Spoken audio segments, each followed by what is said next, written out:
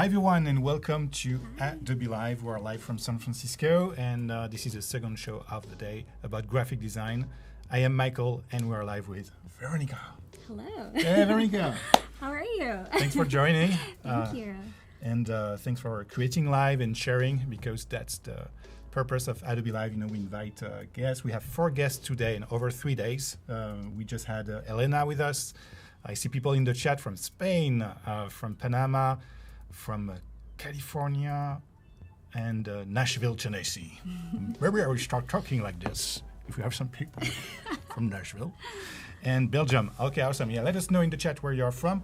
Veronica, where are you from? I'm from New Zealand. You're from New Zealand. Yeah, so usually people refer it to as the land down under, because we're actually lower than Australia, but that's a whole other conversation. Okay. And now I live in San Diego. So if you guys are from either of those places, shout out. I'd love to hear from you. Yeah, I don't know if you have some people from New Zealand and Australia. That would be awesome, but it's very late there. Yeah. Yeah. Usually they watch the replay. But thanks for coming. And now you are based in San Diego, so you joined us yesterday in San Francisco, and that's awesome. And again, it's about graphic design. We will welcome 2 more guests today.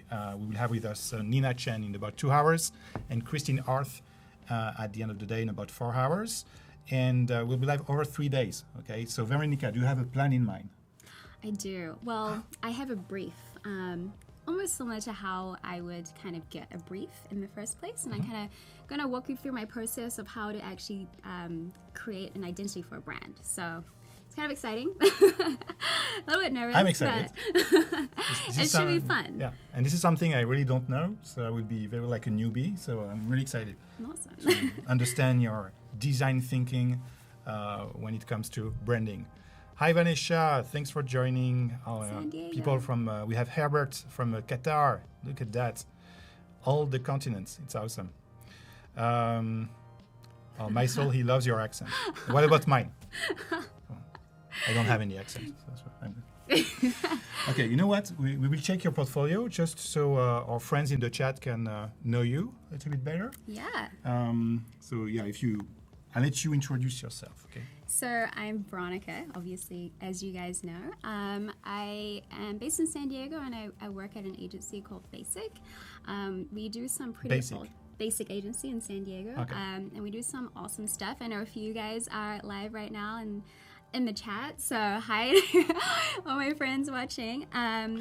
So I traditionally come from a branding and print background. I think that's kind of what we learned in school. So what's really awesome is that we're able to transfer that knowledge into the digital space. And so I can even talk you through some of the projects that I've done at my agency. Oh, yes, please. Yeah. So this is a project that we did for BB Dakota. So they're a women's fashion line. You can go check them out. They're bbdakota.com. BB Dakota. And love the name. yeah, right. Oh, that's you. That's me. There's a little video. You guys can watch that in your own time. And so what was awesome is that we partnered with these great girls, and they really wanted a new e-commerce website. So what we did was we strategized, we figured out who the audience is. That was very, very important.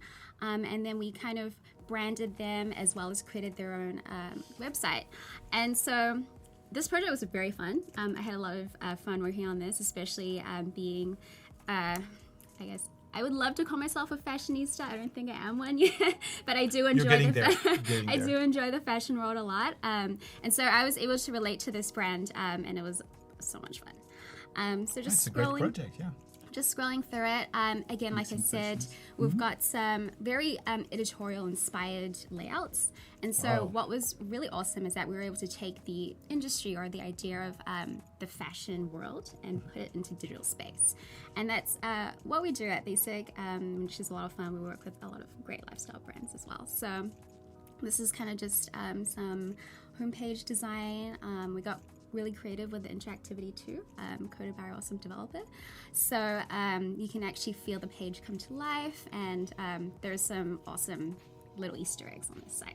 And by Easter eggs, I mean you can kind of hover over things and get a really good feel for the brand personality. It's awesome. So by the way, we have a contest running on because our friends maybe will share with us their skills also with graphic design and try to design something. So this week we want you to design a postcard to promote your agency or yourself or any brand actually.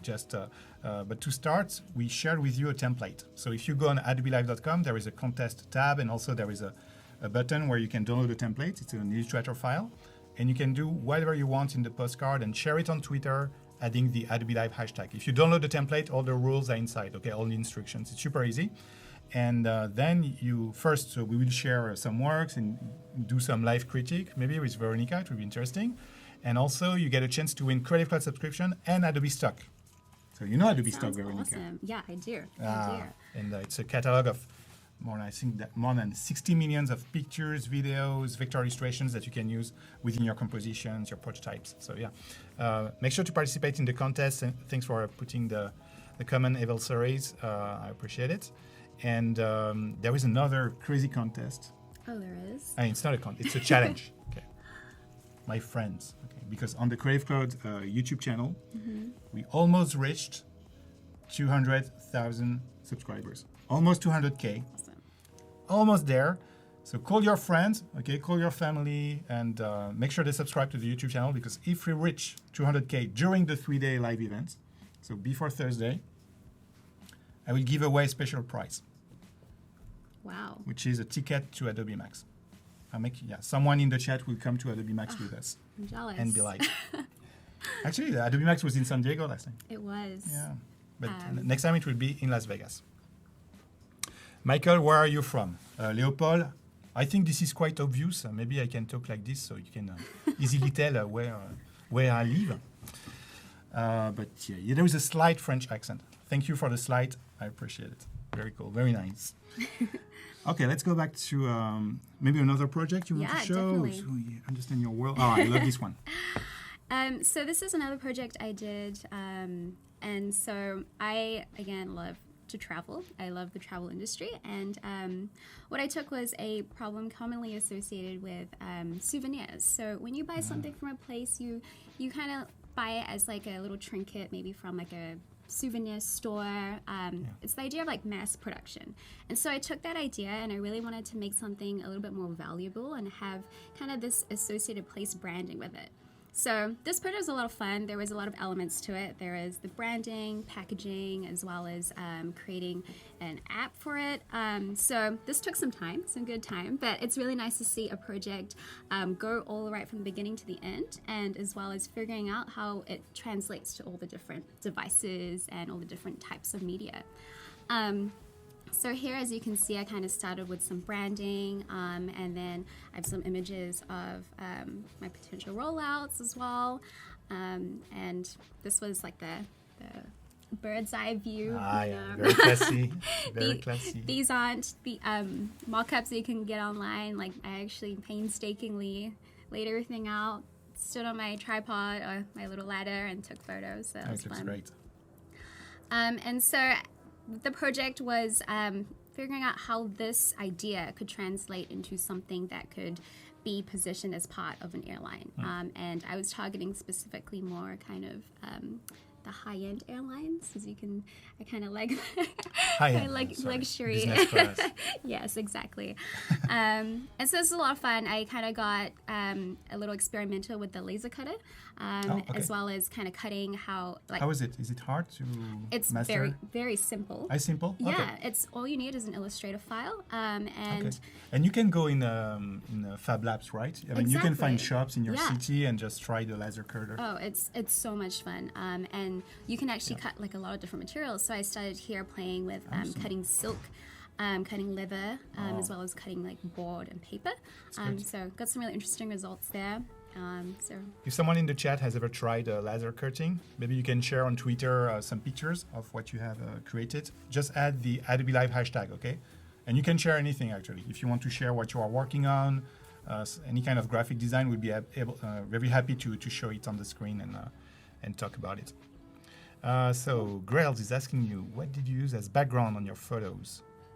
Because really like the backgrounds. Maybe for maybe this, or maybe when you shoot like this. Is it fake or how do you? So that was cropped, but again, like most of this other stuff is real, like photos. So it's kind of nice to get that authentic vibe from the projects you produce, especially if you have print material. It kind of gives that, you went the extra mile to think about the print finishings. So this was kind of using gold foil and thinking about different paper textures to blend it together. So it really has that really nice tangible feeling, which nowadays you don't really get that from digital worlds, so which we're trying to do more and more, but I think there's some kind of nostalgic thing to using print and having a tangible item. So awesome. Some editorial stuff. And then another one would be and similar with the laser cutter, kind of just exploring how I can cut paper without This is paper. Okay. This is paper, yeah. And just playing on the idea of like shadow and light. I think negative space is very interesting too. And so making that like a tangible object to actually play with real shadows and real lights is very, very interesting. So yeah, a lot of my stuff is very grid editorial inspired, and we have someone in the chat saying that his friend is actually doing some laser cutting also, you see? Oh, fun. Oh, look at that. That's awesome. Laser cut mirror. Wow, that's beautiful. Wow. Oh yeah, that's very advanced laser cutting. Yeah. Super. It looks great. It's the pattern. You got to figure out like the most beautiful pattern without it breaking. Because if you get very detailed, it gets tricky. This is wood. This is beautiful. And laser engraved wedding invitation. Wow, that's very classy. That's awesome. Yeah, thanks for sharing. Awesome. Feel free to share in the chat on Twitter. Using the Adobe Live hashtag. It's we love to discover what you are working on. Okay, so Veronica, what is your plan for these 3 days? So I wrote myself a brief. Okay. So you are your own customer. I am. I'm actually gonna have a little What kind fun of customer with are this you? One. Are you very picky? I mean, I think as creatives, we have somewhat of a perfectionistic trait in all of us, which is a good thing. And I know you can probably attest to that, Michael. But one thing that I really enjoy is I love to travel. And I also love kind of staying at unique places. And so whenever I travel, I try to look for either like boutique hotels or kind of Airbnbs that are a little bit more interesting or that have some kind of personality, or finding people that are locals that can really capture what it's like to be a local in that place. And so my brief kind of reflects that. It's called Loft. And so it's a new luxury boutique hotel with a twist. Love it. And so what Loft is they curate a range of kind of Airbnb style residences that target kind of creatives like us to come and stay with them and get more of an inspirational getaway.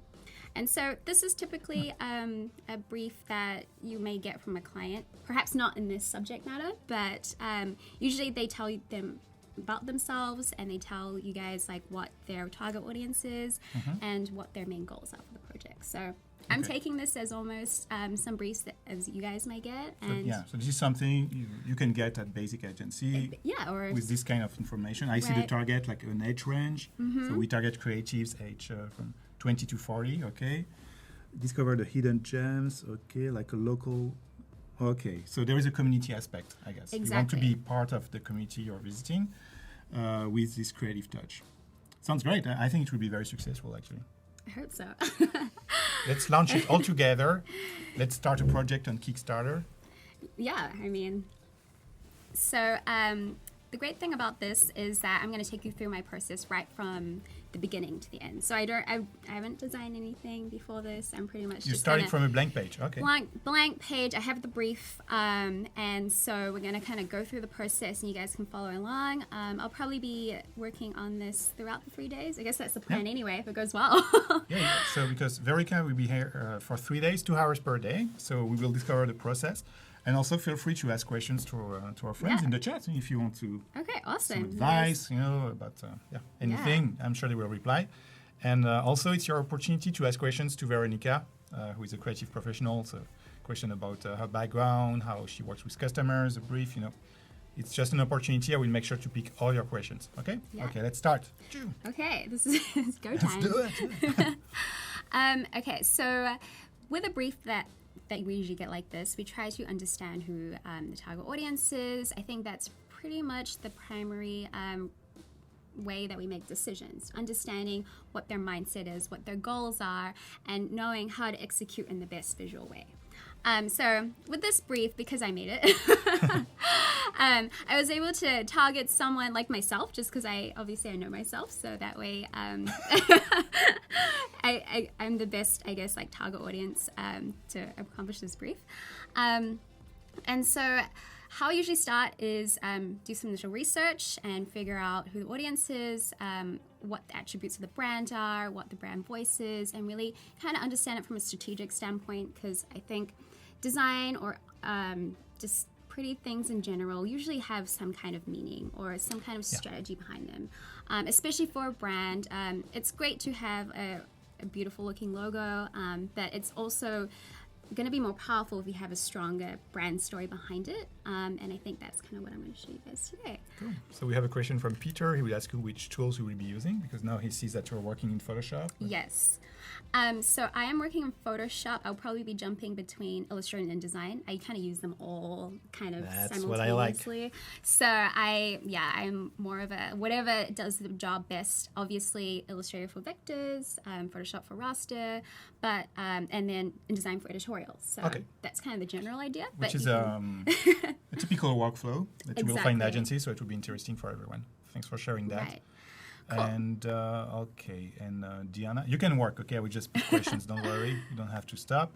Diana Cool is asking you how you got into the graphic design business. So I actually studied visual communication design in university in New Zealand, and I actually transitioned into the agency world and working in interactive and digital because I felt like the industry was moving towards that direction, and I actually found a love for it, and I work with some amazing people, and we do some awesome things, so I love it. I do also enjoy kind of going back to some of this like print and branding stuff, because it kind of reminds me why I got into this in the first place. It's kind of where it all started. So exactly. Nostalgic designer.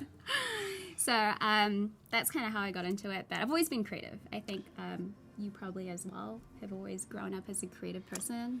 Yeah, to survive. I did all of the arts and music things growing me up. too. So I love music too. Thanks, parents. Yeah. Cool.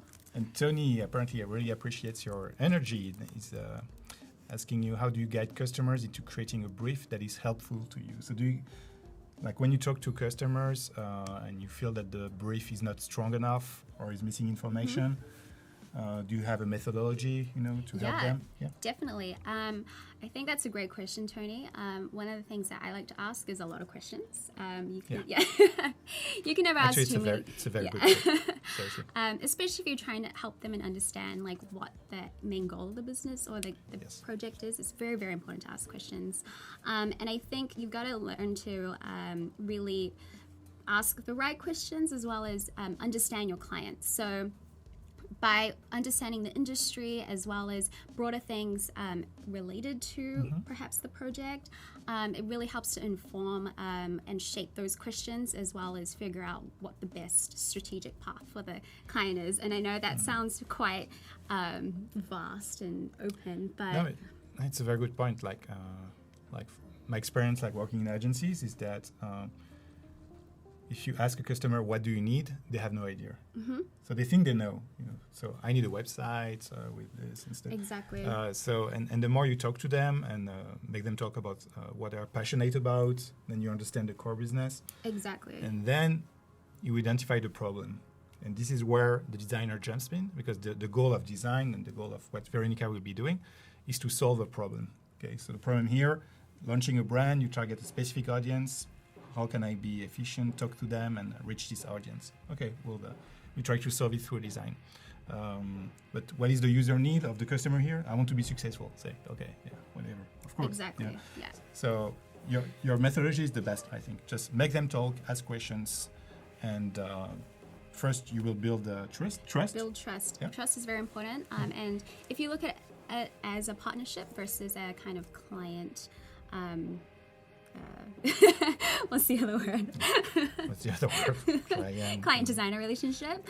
Supplier. Yeah, I think it's really, really important to look at it as a partnership because you're helping them achieve their goals, and in turn you'll be able to produce work that you're proud of because you guys are kind of both aligning.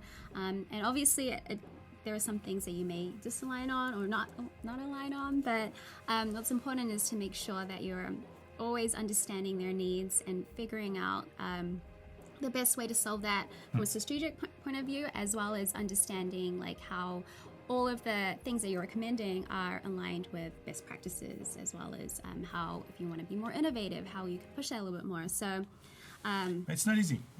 no, but we're problem solvers. So that's essentially. In this case, it's a little bit easy because she wrote the brief for herself. Yes.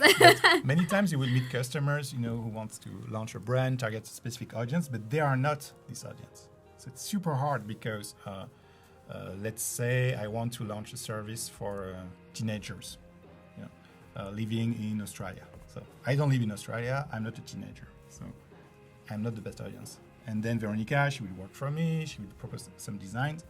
But then, as a customer, I will have to be humble enough to admit that if I don't like the design, it's because I am not the audience. And that's where there is always a confusion between customers and designers, is that they want to embrace the design, but sometimes they are not the targeted audience. So it's tough, but that's why also we love this job. It is very It would be too easy. rewarding. It wouldn't be fun.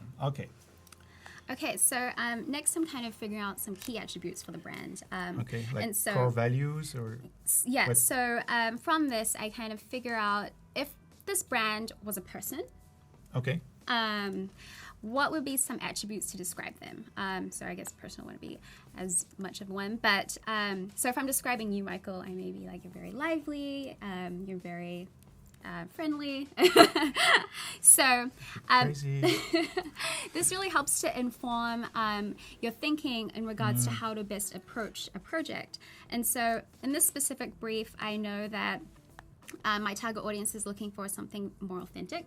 They're not looking for Maybe we can ask them. The tourist trap. Yeah, if you guys have if any you have more any ideas of attributes for Yeah. these targets, we'd be happy to take the best ones. Yeah. Another one would be empathetic. So they're very aware of the traveler's, I guess, their emotional state and like what they want to achieve while they're on holiday. So knowing that is pretty important. They're, I guess, would be they're very lively and energetic. I think as a creative who wants to go and travel for inspiration or to kind of refresh my creative juices, I kind of want to be in a place where I'm constantly stimulated by all of these great cultural things. So there's 3 just to start off with, and we can always add more if you guys have any more. And then after this, I'm going to start thinking about the voice. And so the voice is more so figuring out how do we communicate or how do we speak to our audience. Okay. And so I guess one voice. So is it the tone or what? Yes. So the tone. Like editorial tone or it's more than that? Yes, it's a little bit more than that. Okay. I think for this one, my voice would be, it's very humanistic or personal. And so I want to make sure that I'm maybe speaking in a conversational way to my audience. Not too formal, you mean? Yes, exactly. Because we want to be very relatable and make sure that we're talking to them is almost if they're talking to their friends. Okay. So community spirit. Community, exactly. Friendly. Okay. Yeah. See, you're good, Michael. Got some. I'm helping. Yeah. So it's conversational. So. Here's just some rough ideas. We'll kind of keep populating. Okay, we just received an iPad that we are not giving away. But we will use it. We will use it this afternoon. That's cool. Awesome. Okay, so once I have a brief, I can kind of keep adding to this once I start kind of formulating some ideas. I usually kind of want to get some visual references, find some inspiration. I know a lot of people kind of just spend all day trying to find inspiration. So it's really nice to understand what the visual mood board would be. Okay. And so I actually put together a really brief mood board earlier, just so I'm not kind of on Google finding inspiration all day. And so in this mood board, I'm kind of inspired by some interior spaces that maybe would be as part of this brand. Nice. So looking at how the color palettes are, looking at the positive, negative spaces. And when you create a mood board like this, do you share it with the customer, or it's just for you? Yes, I mean, usually when we work with a client, they may not know what they want, like you said. Yeah. So I think it's really great to understand where they think their brand is. So whether it's more in this sophisticated realm, whether it's something a little bit more funky. And so we present them with a couple of mood boards just to get their gauge and to know that we're on the right path. So again, like asking questions, it's all part of the process. Cool. So this is the mood board so far. And Tony's asking you, do you have a go-to place for inspiration? So I know this is what a lot of designers say, but I really Say it again.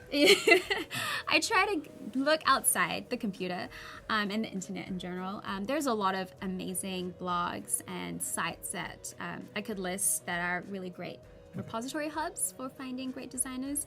But where I get most inspired is kind of just taking a walk with my dog and just kind of enjoying like the beach or going to a museum or traveling or speaking to people who have different ideas and who have different values. I think that really opens up your eyes to understand what their point of view is and how maybe that may be translated into visuals. So I love meeting people. I love understanding what their story is, and I think that inspires me too. Awesome. So if anyone has some other inspiration.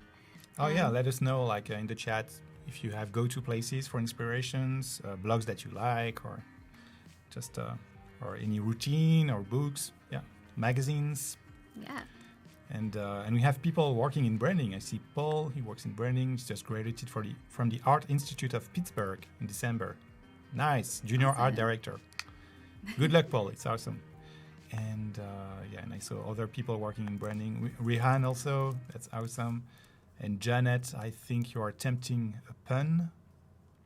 And my English is not good enough, so I don't get the joke, but I'm sure it's awesome. I'm sure it's very funny. Okay, so, did I spell? Oh, Diego, empathic or empathetic? Empathetic.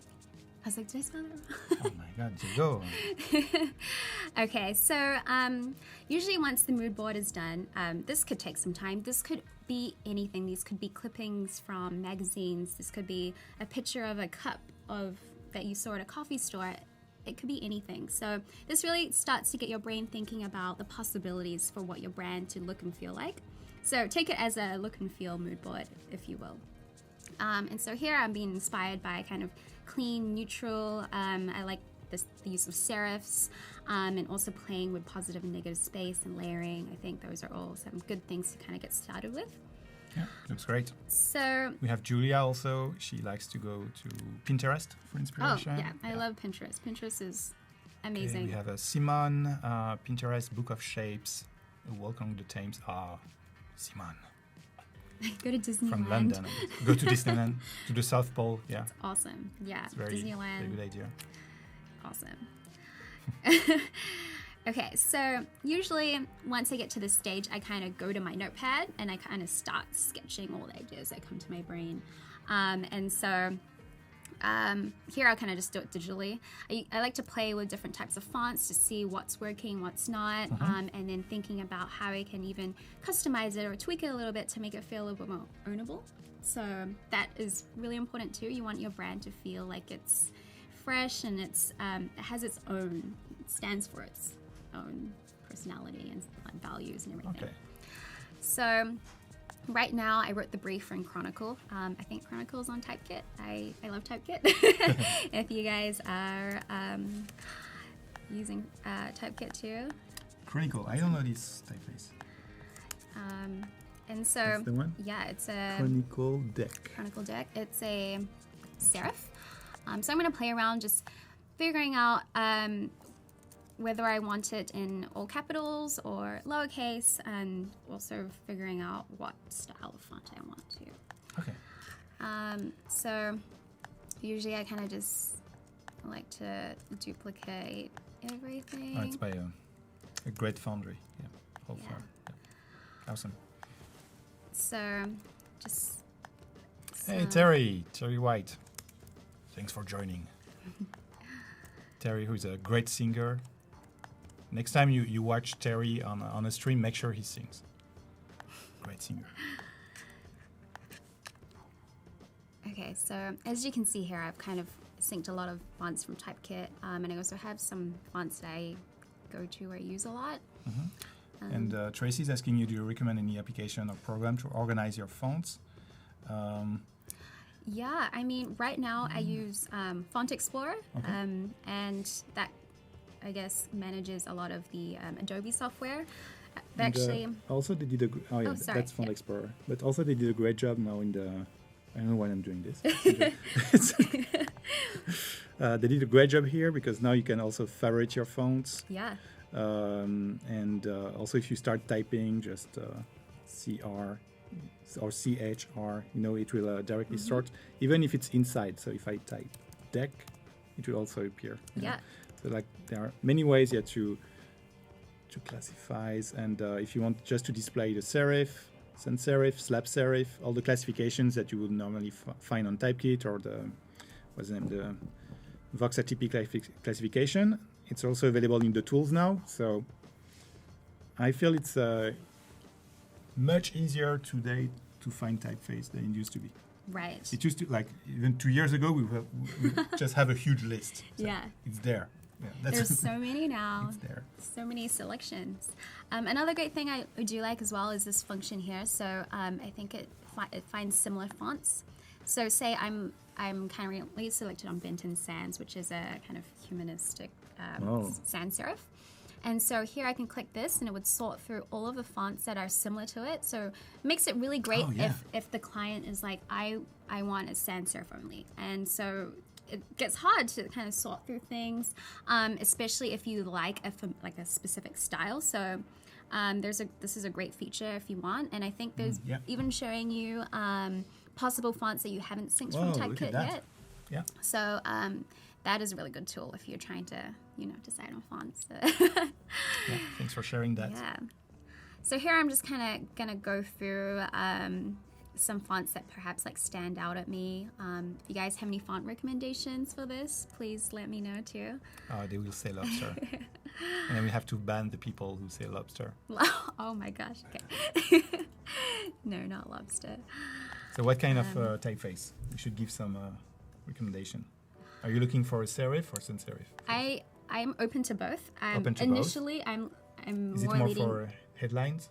So it's going to be for the logo. So we want to make sure that there is good legibility, and if the hairlines are too thin, then we can probably do some editing. So we'll open up Illustrator. Okay, so you can have high contrast.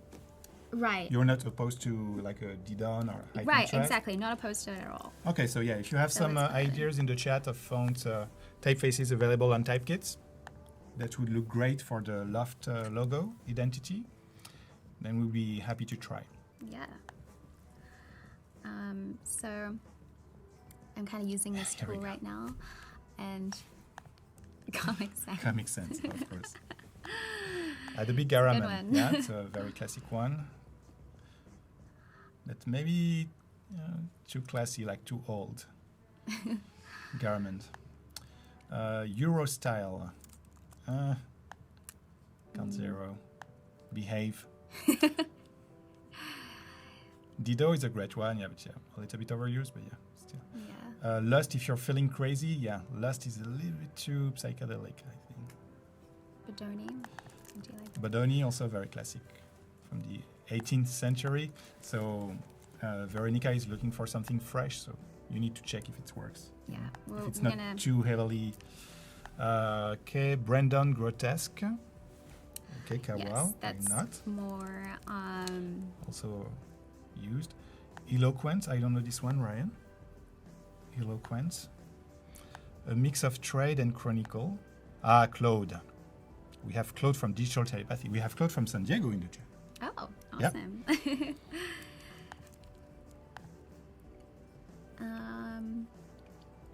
let's see what else we have.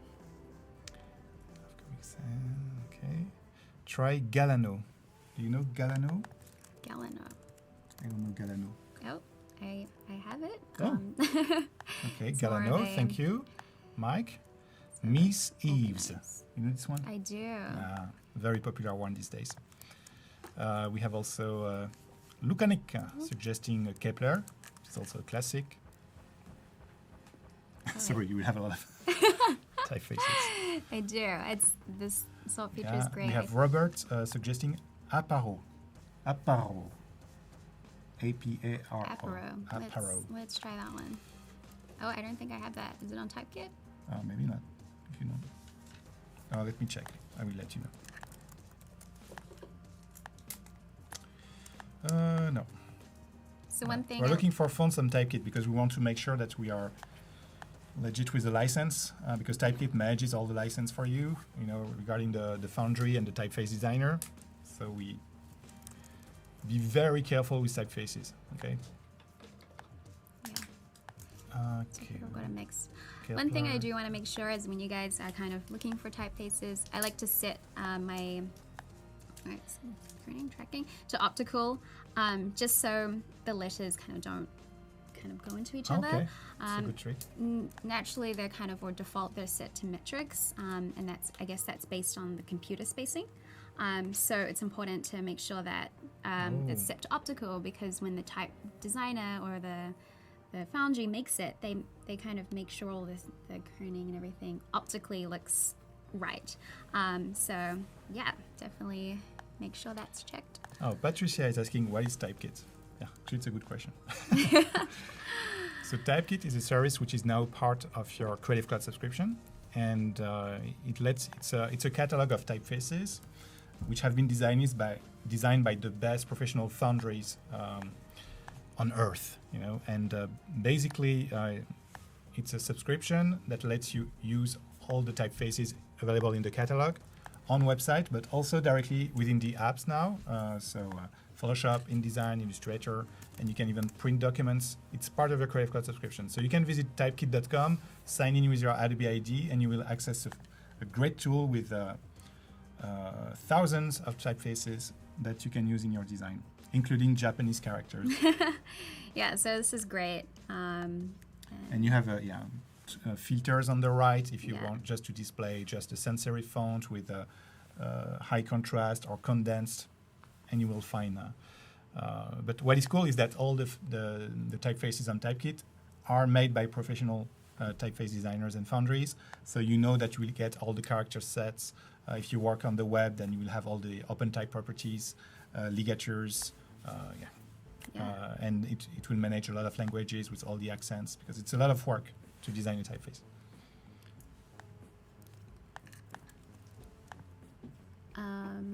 So usually I kind of do a couple with the serif and the sans serif just to get a good feel for where I want to head towards. Let's try something here. And yes, Toto Jim, so once you find the typeface you like, you click on sync, and that's it. You don't have to do anything. It will be installed on all the computers connected to Creative Cloud and available within the app. So it's one of the best workflow ever. Yeah. Okay, so you have a nice selection now. I know. I'm gonna have to sign out and sign back in so I can. Where do you want to sign out? I'm gonna log in with because I've got another account which has which is a license. sync. Yeah. Okay, I see what you mean. So. You want to sign in now? Okay, maybe we will hide your screen. Yeah, you you want wanna to go back to full screen view? Yeah. Awesome. And you can use Thank the keyboard you. if you want. It's 1, 2, 3, 4. Great. Giveaway, yes. So, Drew, we will do some giveaways. I will give away a Creative Cloud subscription in about 20 minutes. Also, there are other giveaways opportunities. The first one is the contest that we are running. If you visit adobelive.com on the right, there is a contest tab. We invite you to download an Illustrator template and design a postcard about your creative studio, about yourself, and share it on Twitter. And on Friday, we will announce 10 winners. It's a chance to get a 1-year Creative Cloud subscription. If you're already a member, it will extend your membership. And also Adobe Stock subscriptions, which is new.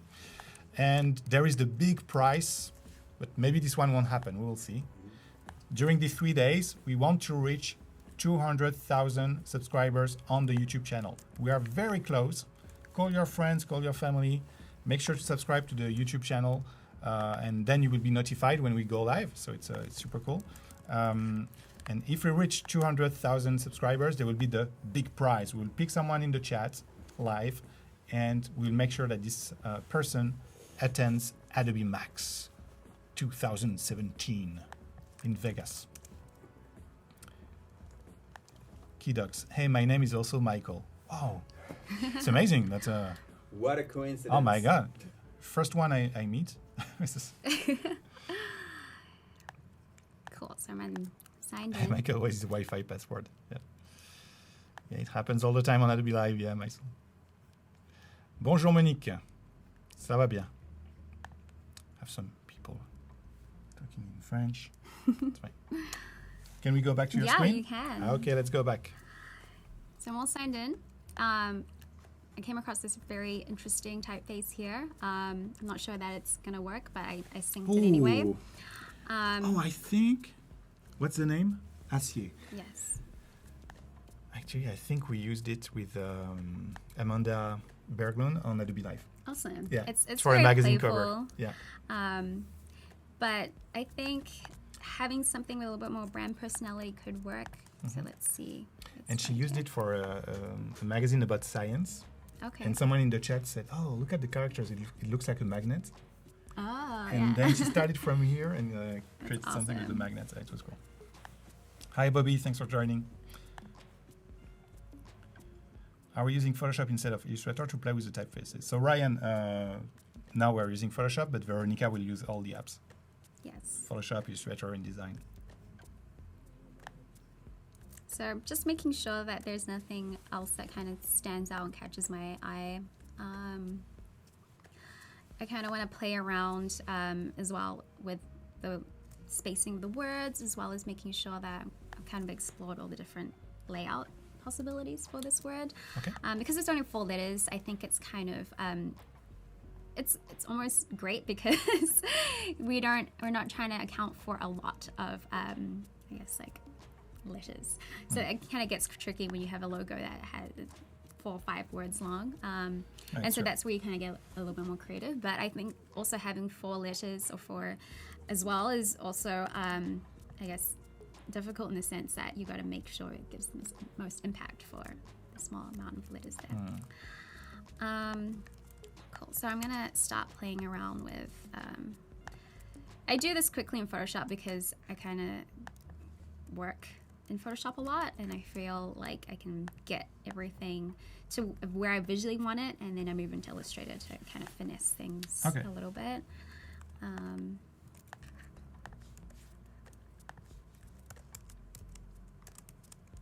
Maybe playing with something. So Medreda, thanks for joining. We are starting the branding of, so this is for a new brand called Loft, which will be a kind of Airbnb experience for creative people who wants to visit a region but have a community feel when they join the place with a creative touch, very classy. So we need to, so this is the customer, and now we're working on the logo, on the identity. So she did a typography research, and now she's playing with the letters because she wants to have some impact. You know, when you see Loft, you're like, boom. Yeah.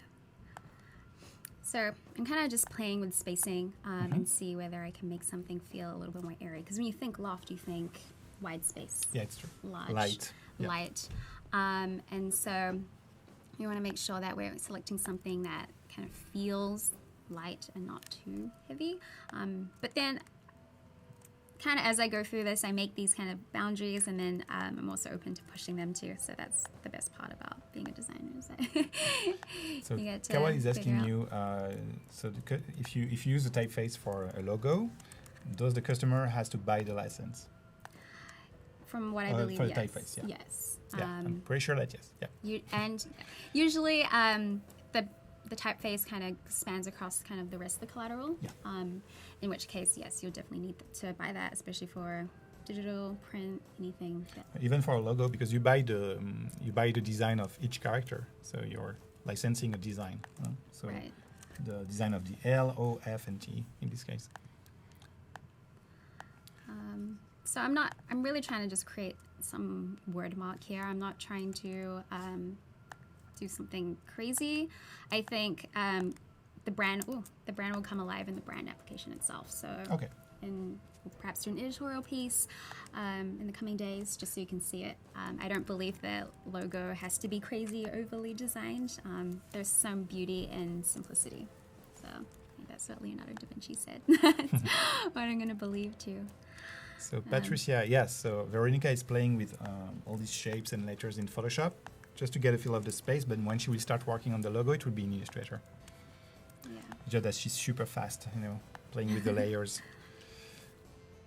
Was Photoshop your first creative tool? It was. I actually got a program when I was like 14 or 13, and it was, like Photoshop 1 or 3, I don't know, way back then, and actually started enjoying it a lot, and then my parents ended up going to the store and buying the hard copy, because that's what I used to do back then. The box. Yeah, and I used to be like, it's a good investment, I promise. Yeah, I will It's learn. expensive, but now everything's on the cloud, which is awesome. So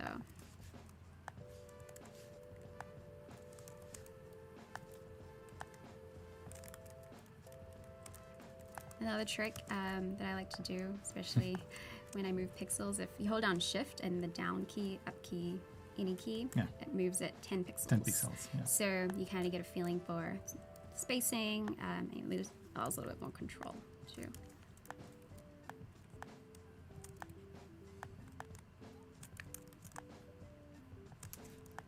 Yeah, we had on one stream, it was about UX design. We had Travis Nielsen. He works for Google now on UI, and he was using this all the time. Like he had this matrix in mind of always using 18 pixels. So he would do like 20, like, And then and go back to all the time. 22, 22. So someone said, "How about diagonally?" I don't know if that's gonna work, but let's see what happens. It's more of a. So chat, there is no like clear reason why she's using Photoshop now. If you prefer to use Illustrator for the same typography research, yeah, just feel good with the tool. Whatever's most comfortable. Yeah. That's what I believe.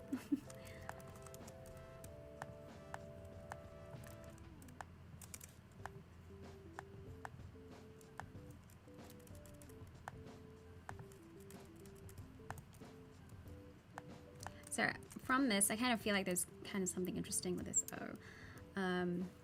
Maybe because I feel like With the O? yeah, Okay. I feel like the O has this this idea of like encompassing or being all inclusive, which is like a home, right? And that's kind of the idea of loft, is that it's welcoming. It's like what you really want to go to, or like when you are traveling. And so maybe there's something there, maybe there's not.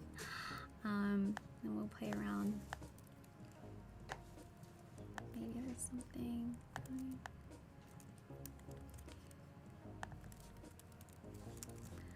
And because these are creatives, I can get a little bit more creative in the sense that I don't have to follow any traditional Oh, okay. I Print? see what you mean. layout or And if you can still read it, if you can still read Loft, I mean, why not? yeah. So someone is asking, okay, but what if I license a typeface to create a logo and I just change it a little bit so it looks quite different? Do I still need to license the design? Yes. Kawal, yes. It would be like, taking a picture from a photographer and you just change some settings, or you just remove some pixels and say, oh, okay, I don't have to license the picture anymore. So you have to respect the work and the design, produced by other teams. So yeah, in this case, you have to license the typeface. Otherwise, you are taking your customer at risk, because the foundry can discover that. And there are many stories on the web. I mean, if you are interested, about foundry discovering new logos who are very, very inspired by typeface design.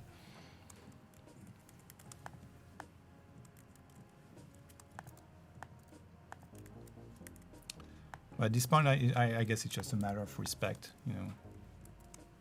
We shouldn't, try to be tricky. Just respect the work of other people. Mike is asking you, can you mix typefaces, fonts in one logo? I think fonts should be used with a strategic eye. So if the purpose is to be a little bit more out of the box and a little bit more quirky, then I guess, feel free. But if you're doing something a little bit more corporate or for a specific client, you want to make sure that you're using fonts for, I guess, hierarchy and consideration of legibility. So we want to ensure that the logo type scales appropriately, so you're not going to pick something too decorative. Okay. But you also can mix fonts in the sense that if you want to have a main logo identity and then have supporting copy, that could be another way to use fonts in a really elegant way.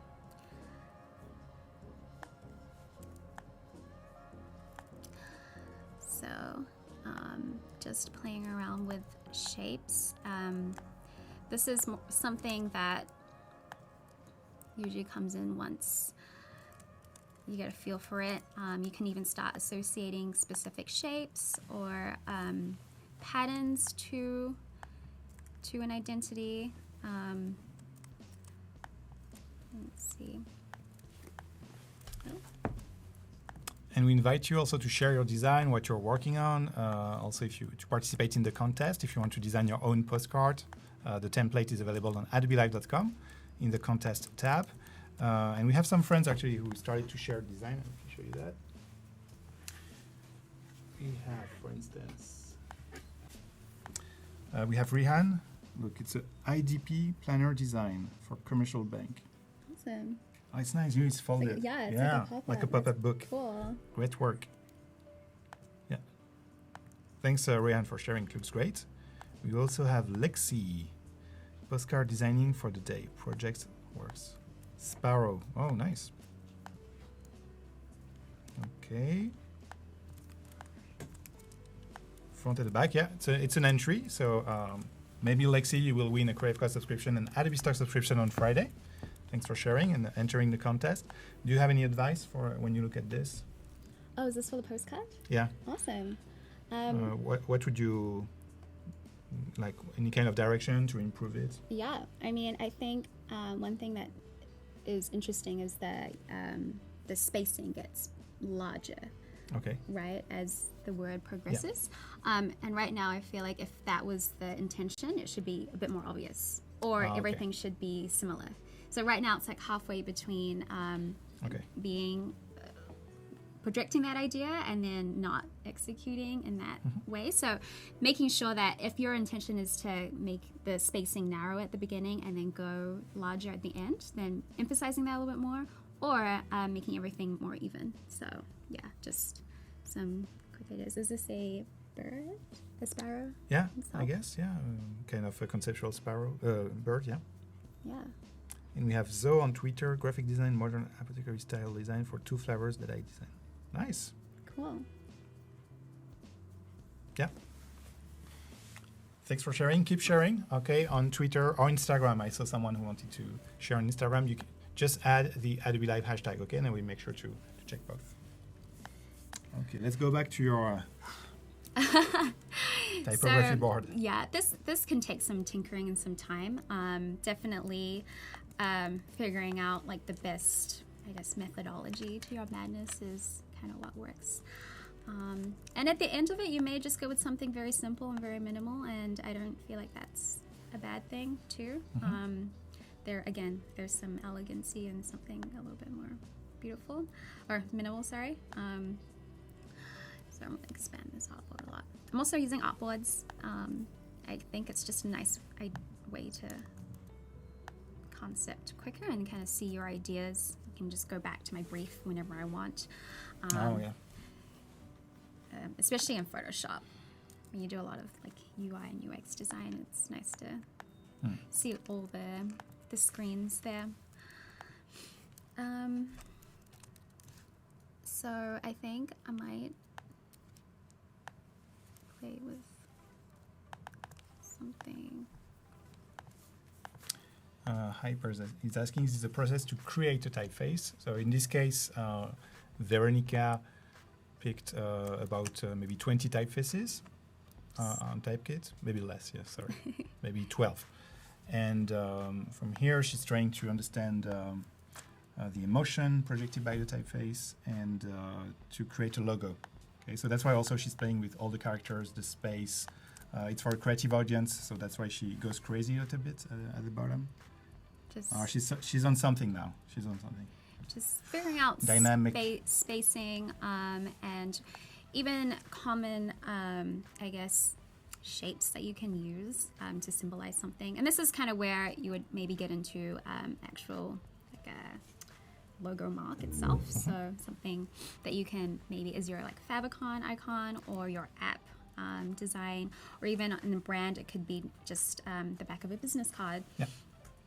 But for this project, I'm going to stick with more of a logo type, which is just the text. Maybe include some symbol or some shape. I'm not sure yet. I'm designing this live, so my creative thinking is all over the place. Coming out. Okay. It's coming out as Okay. it's all natural. And we have Serena Lilijan in the chat who says, "Oh, I'm glad to know that I use exactly the same process to create a logo." So that's cool. Yeah. Cool. I mean, yeah. You're not alone, Veronica. There's someone Thanks, guys. else. There's Serena It's awesome. following your steps. Gianluca is asking an interesting question. When and how do you decide to go for a logo or icon, versus a logo type? Like, because some logo you say, okay, I will create an illustration or Right. basically for the brand, or in this case, maybe you just make the decision. So I will just focus on the typography. So. Well, I think it definitely depends on the clientele, as well as the type of project that you're working on. So if you are targeting kids, perhaps for some kind of toy project, you probably want to stick with something that's more relevant to kids. So playful, a little bit more bold, and that would obviously be related to illustration and kind of cartoon style. So I also think that it's good to step out of the box. So doing something a little bit unexpected in terms of the industry isn't always a bad thing, especially if you're trying to push the boundaries and kind of redefine what they may look like.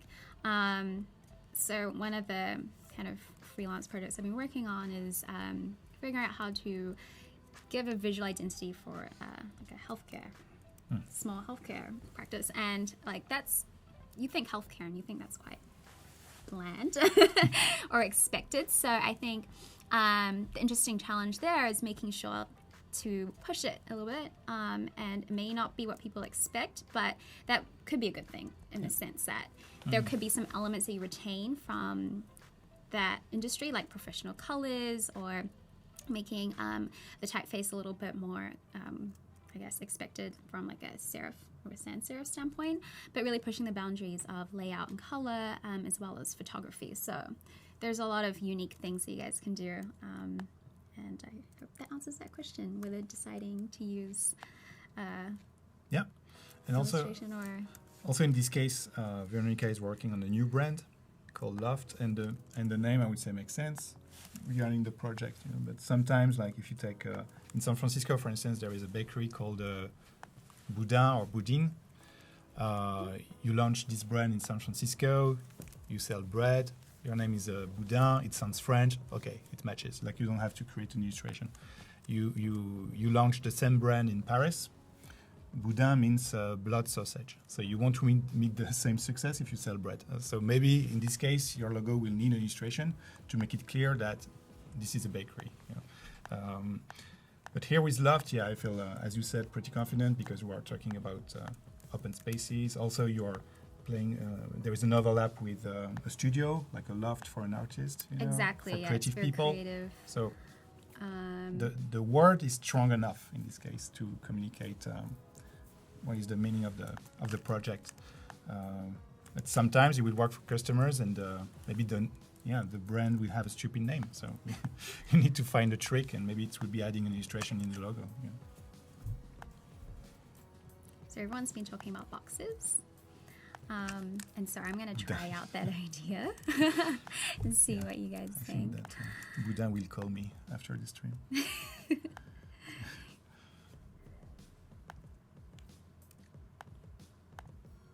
And so over the next 2 days, you guys are going to really see this come to life. I know they're kind of just like words on a page right now. It's not over. It's not over. It's not okay. No. It's not the brochure. It's just No. Oh, okay.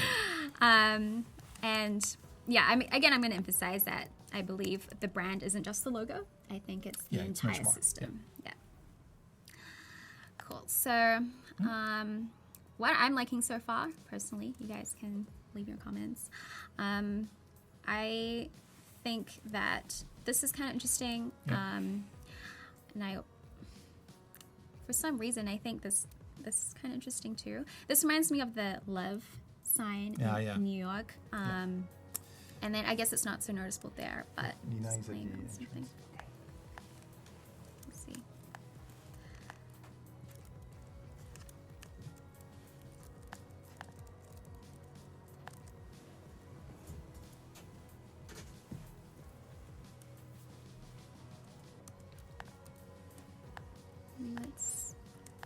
Let's see I like this one.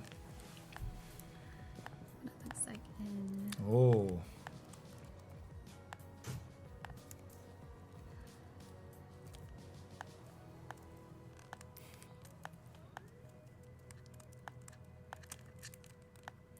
I feel like the type in the corner even better. Okay.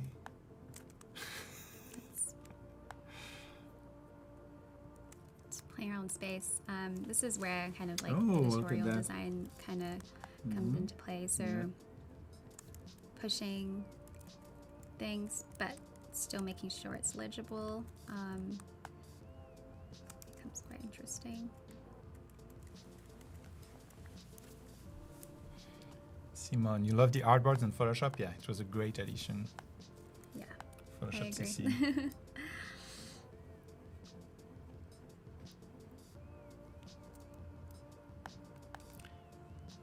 They like the black square. Oh, You guys do like black square? Well, we could get very interesting with black square.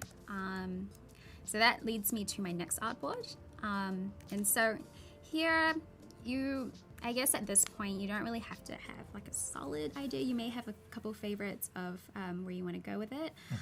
But what I like to do personally is figure out what's kind of working, what's not, and then try to figure out additional supporting elements which will help inform the overall kind of brand look and feel. Okay. So that could include potential color palette. It could include patterns or additional symbols that you might want to have. Maybe includes a tagline or a supporting brand element to it. So I got an hour left. Let's see what we can come up with. So I always like to refer back here. Okay, you go back to your mood board. See if I am kind of still channeling these same things. What I really like is kind of the idea of like architecture, but like I love these kind of lines and like playing with negative and positive space, as well as layering here. So I hit kind of a few of those with that, and then using this serif typeface has this nice hairline play, which is kind of interesting too. So I'm gonna grab maybe some of these. We have very creative people in the chat today. I loved Veronica. Yeah, that's a good one. Oh my god. And thanks, Gabby, for joining. Gabby Giraldo. What is happening? You were just joining a 3-day live event about graphic design. We are live with Veronica, who is trying to define the visual identity of a new brand called Loft. And we were reading the brief at the beginning of the show. It's kind of Airbnb experience for creative people with a community feel, launching a new brand. So she had a mood board. She did the typography research to create the logo, and now she wants to add elements to make it stronger. So maybe some colors, maybe some geometric maybe Yeah. aspect composition. Yeah, just to see if it's stronger. Maybe it will need a tagline. We will see. We'll Who see. knows? Hey, Nina. And Nina, who will be live with us in 1 hour. Thanks for joining. Cool. So what I'm doing is kind of pulling colors from images, just trying to define a color palette or a system. This again, it's all kind of work in progress, remaining flexible and finding out what works, what's not working. I do like the idea of kind of staying a little bit neutral, just to make sure that as a identity, it's not kind of overpowering with any photography that we may be using in a few days. And just making sure that the brand feels timeless. I think you don't want to get too trendy with something. You still want to remain somewhat timeless, but still in the moment, I guess, if that makes sense. So you want it to appeal to your creative audience, but make sure that still appeals to them in the next 5 years. Decade. Yes. Okay. Awesome. So we have a friend in the chat saying, "Hi Veronica, I'm currently looking to switch from animation to graphic design. I already have a few pieces, but what type of work do you think is essential to a great graphic design portfolio?" Good question. So it's a great case, like someone who is passionate about graphic design, who wants to start a new career. You want to, and actually it's very good if you want to switch to a new creative field, refresh your portfolio and just display what you want to do, what you are passionate about, because this is how customer will find you. You don't have to put everything. So, good question. For graphic design, what would you do? Maybe as a personal project, okay, you want to start a portfolio.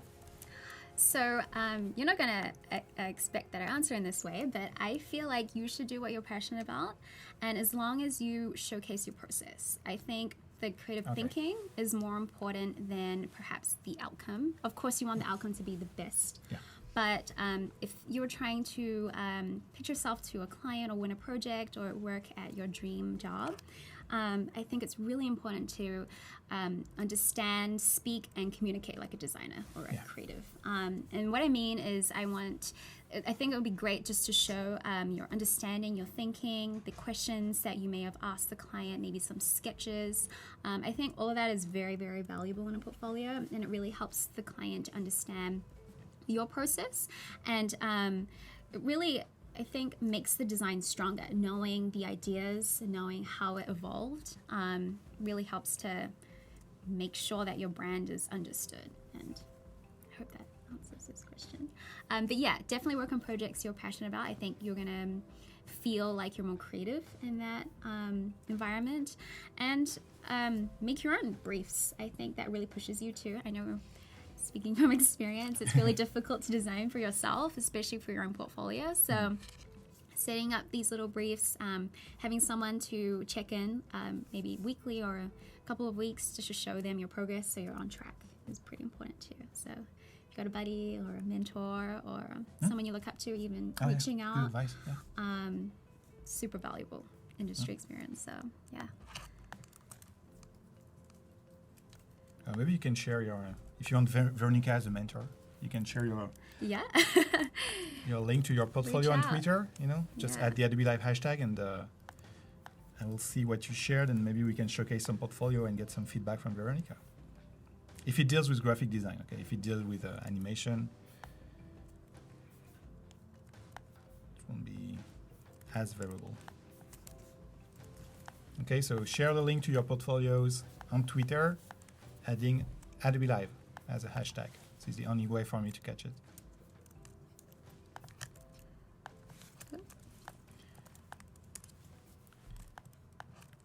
And actually, we will give away in a few minutes a Creative Cloud subscription to someone in the chat. Just like this.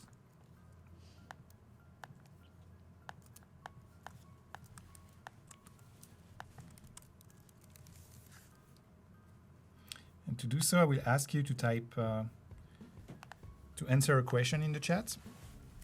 And Nightbot will pick someone who will receive a Creative Cloud subscription, 1 year. If you're already a Creative Cloud member, it will extend your membership. So it's 1 year to access all the creative apps, to access Typekit. We talked a lot about Typekit, but it's part of the Creative Cloud subscription. And then you will become the best graphic designer in the history of design. Oh gosh. If you want to check Veronica's work on Behance, it's Veronica Cordero, Behance. Yeah, thanks for sharing the link. Thank you.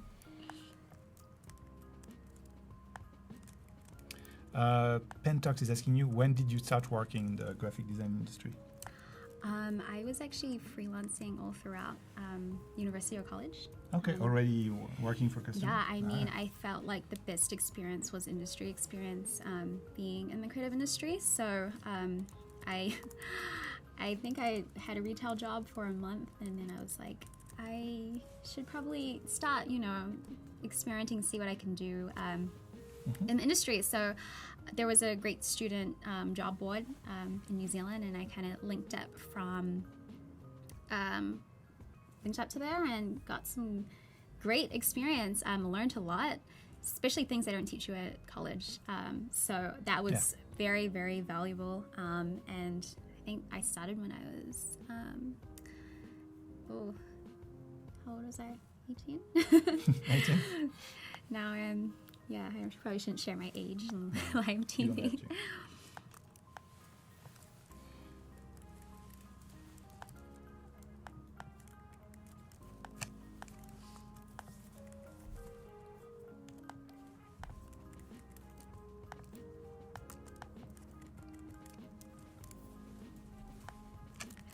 So this is kind of the first one that we did really quick. I kind of just explored on a different typeface. I think I'm going to play around with something else too. Mm-hmm. So as you are working on this, I will ask a question, and if you give the right answer, you will get a chance to win Creative Cloud. Just type the answer in the chat. So this is the first day. We'll start with something very easy. Veronica is from a country on Earth. What is the name of this country? Okay, so you type the name of the country where she's from, and we will ask Nightbot to select someone who gave the right answer. Okay, I will let you like 2 or 3 minutes to type the name of this country.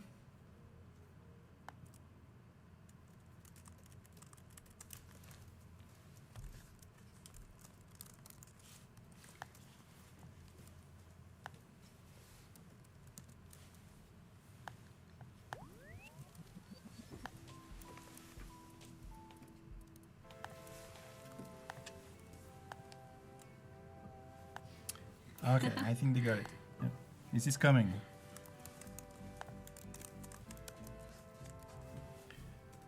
New Zealand. Wow, everyone's so good. Oh my gosh. Okay. That's incredible. You can't give prizes to everyone though, right? Not to everyone, no. Oh man. Just one. But there will be more giveaways during the day. And also there will be the big giveaway, okay, if you reach 200,000 subscribers on YouTube. We're almost there. We're just missing 2,000, I think. And we have 3 days. So make sure to subscribe to the Creative Cloud YouTube channel. Actually, it gives you more, it will also give you 5 times more chances to win this kind of giveaway, this kind of contest. Okay. I think we have plenty of good answers.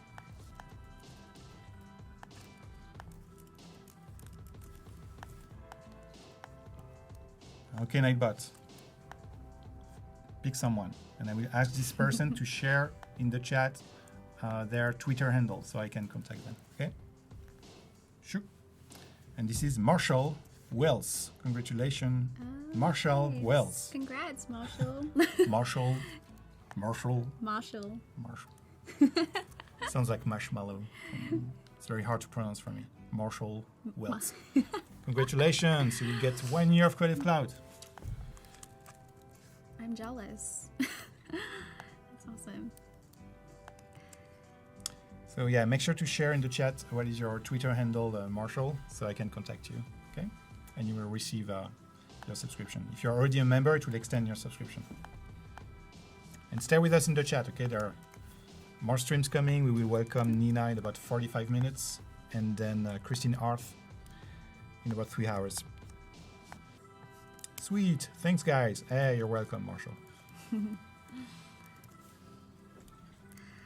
so I'm an illustrator now. And so what I'm kind of testing out is seeing if I can play around with these letters a little bit more.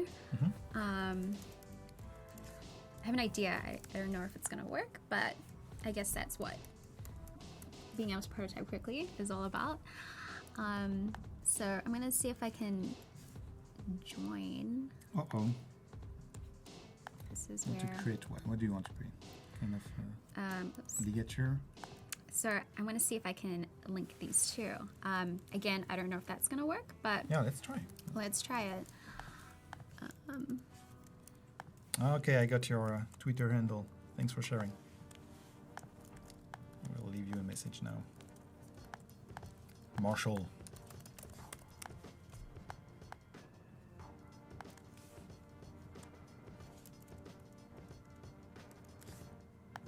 Fine. He looks beautiful, very young. So exciting. That's cool. Really looking forward to see what you will be creating with Creative Cloud. It's awesome.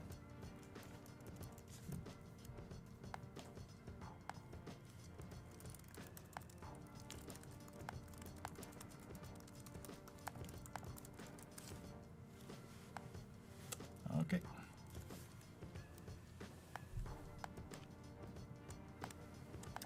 She created outlines from the font. Yeah, exactly, Thomas. So that's a classic workflow in Illustrator where you use the text tool and then you can right-click and create outlines, and it will generate the path based on the typeface design, and then you can start manipulating the typefaces. Oh, you're playing with the space now. Yeah, Oh, I mean, yeah. I'm not Oh, sure if it's yeah. going to work, but Looks- we'll see what happens. Okay, now we have art directors directly in the chat. Robert is asking, have you tried rotating the 19 degrees and extending it to look like a living space? Maybe, Robert, you can try and share it with us on Twitter. You know, if you want to play also with these 4 letters, Loft, Yeah. if you have proposals, I think. happy to take them, okay? Share them on Twitter, just add the Adobe Live hashtag.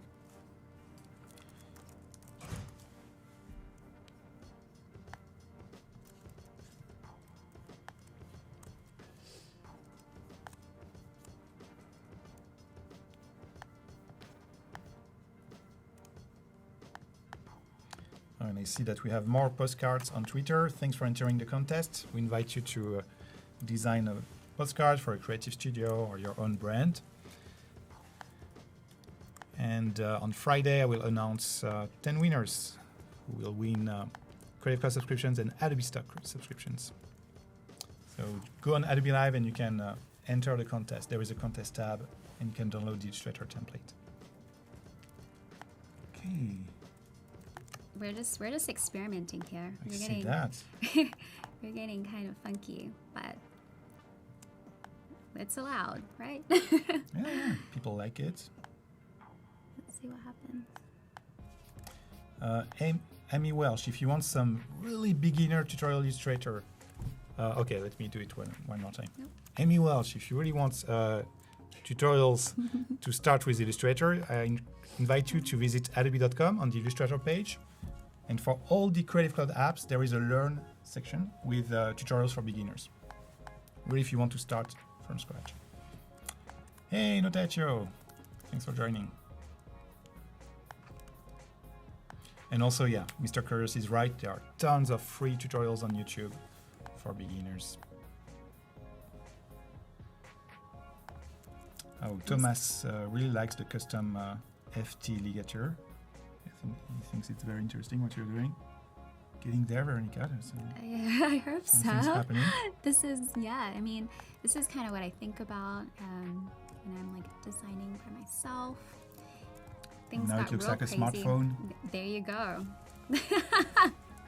See, this See? is Boom. you gotta You want to test release the your app? ideas. Yeah, you gotta test your ideas and see what's working, what's not.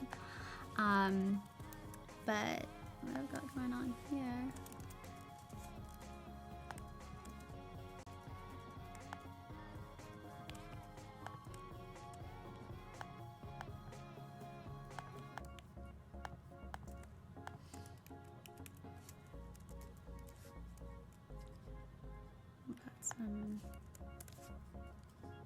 Yes, and space. It can add some authenticity. You know, you were talking about it as an attribute, so it looks more like a stencil printed logo. Why not? You could probably go and find, I guess, your own stenciled font, but there's something, I guess, rewarding of making these edits yourself and a little bit more ownable. So we're just playing around and seeing what we can work with. You have some coach also, like in the chat. Actually saying, looking great so far, Veronica. Come on. What's awesome is looking at this as a flexible identity too. So by flexible identity, it's almost something that adapts depending on the type of media or the type of environment it's going to live in. And that could also include animation or interaction alongside with that. And we obviously don't have time to make like a nice animation of how this might animate, but do you do some animation sometimes, motion design? I am learning more and more because I feel like it's especially in the digital space, it's nice to be able to showcase your work and how it might feel. Also showcase transitions, interactions. Little animations, interactions, and that can also apply to identity design too. So maybe in the digital space, if this is a website, maybe all these letters stagger in, and maybe the O like rotates a little bit. Maybe that's the motif of the brand. Whatever your ideas are, kind of just keep playing along with those. But it's a lot of fun. So. This has like a strong stencil vibe. I don't know if I'm gonna continue stenciling everything out, but for the purposes of this, I kind of just want to see how everything is looking, and then maybe I can play with using only one stencil style and one letter.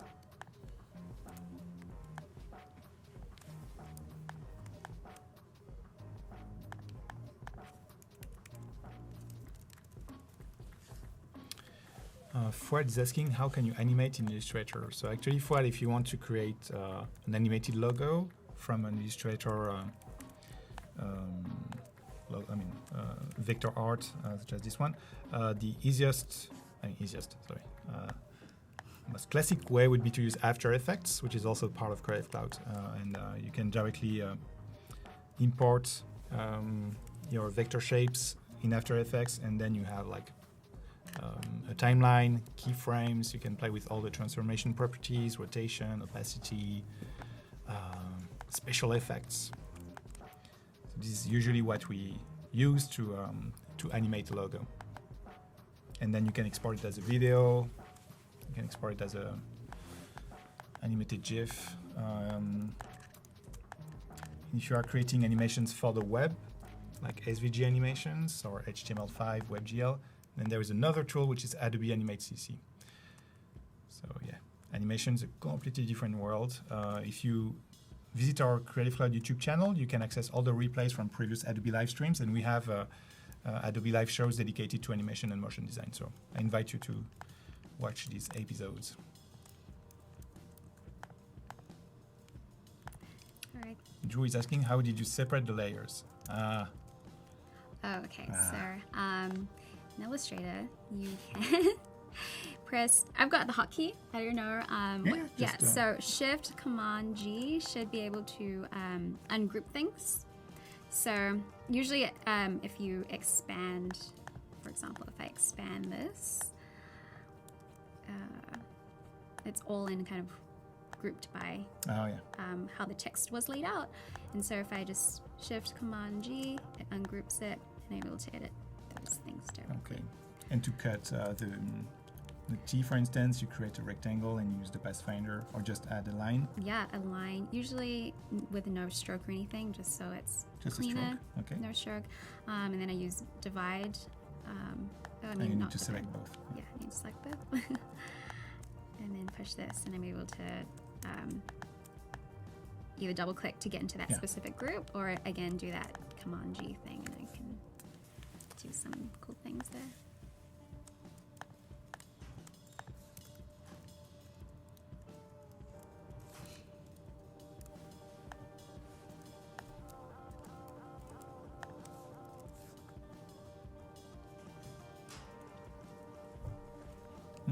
So Interesting, huh?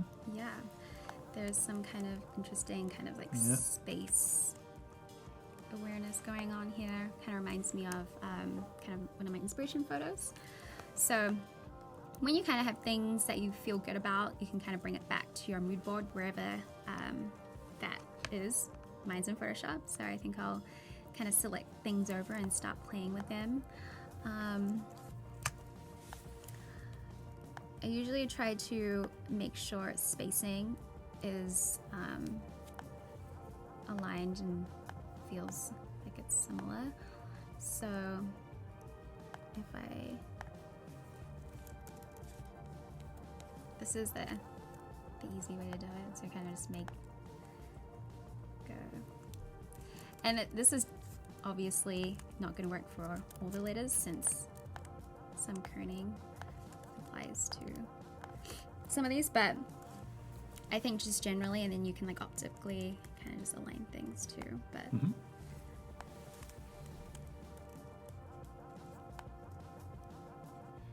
Now you all realize that creating a logo takes time. it does. So you should call all your customers, make sure they join adobelive.com now, so they will get how. Definitely doesn't why it takes happen in time. only 2 hours. Yeah, no, it's like Veronica is a time lapse. Yeah.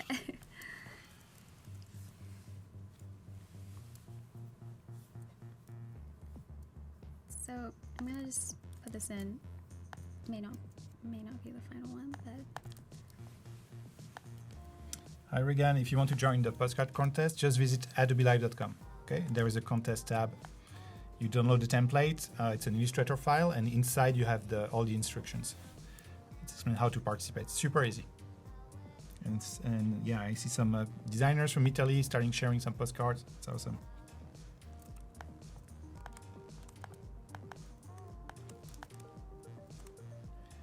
Amy is asking you, okay, if I really want to learn graphic design, what do you think I should try to learn first?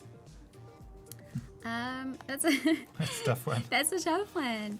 I would just be hungry for it. So take whatever tutorials you can get online. Obviously, Adobe is a really great repository, educational place to start. There's so many tutorials on there, and start reaching out to designers you like. Maybe start getting some feedback. I think the best time to start designing is now, and just showing people your work as soon as possible is also very good. That way you kind of get your ideas flowing, you get more feedback, advice, and that way you can actually start producing the best outcomes. So Google, Adobe. Yeah.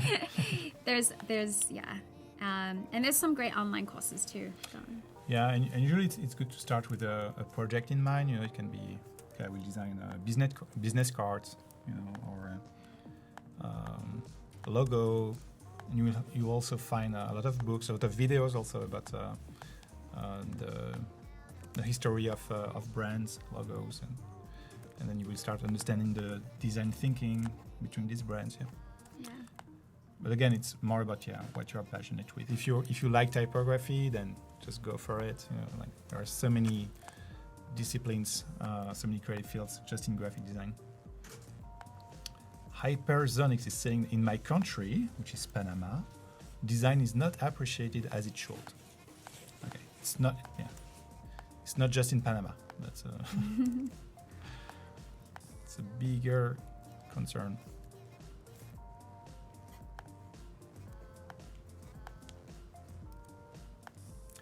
And something Adobe CC has great tutorials. So yeah, just visit adobe.com, select, and there is a learn section in the Creative Cloud pages, and you will have tons of tutorials, especially for beginners.